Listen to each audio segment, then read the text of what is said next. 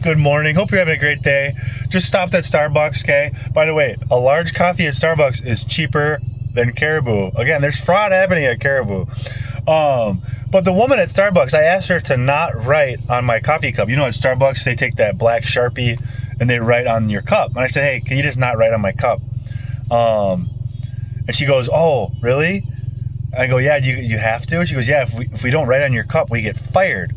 And I don't think that's true, but that woman believes that. That young girl at Starbucks, the barista, she believes that if she didn't write on my cup, that she could get fired, okay? That proves, I mean, that poor girl and a lot of young children out there, they have no idea that they are modern day slaves. And that's why you have to work a job. The Bible calls it a job. Your pastors try to tell you it's Job, but it's job, okay?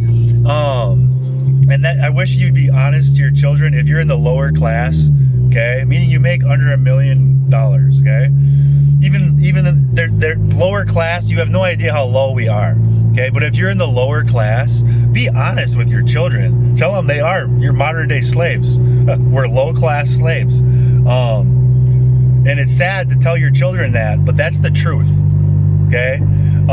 You want to tell them the story, oh, God has you here for a reason, this is God's plan. Well, God isn't real. That was invented just for that reason, okay?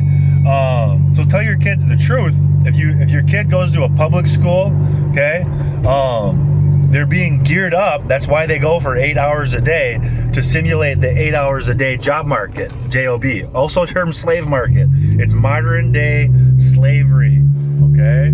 If there's at any point you're at your job today, like, I don't want to be here. Well, yeah, because you're a slave. You have to be there.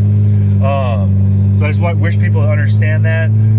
There are more slaves alive today than there is any point in history. And a large part thanks to Islam and Christianity. Makes you very stupid, okay? You'll hear people from Christianity say, Jesus is king. I mean, that's a giant delusion.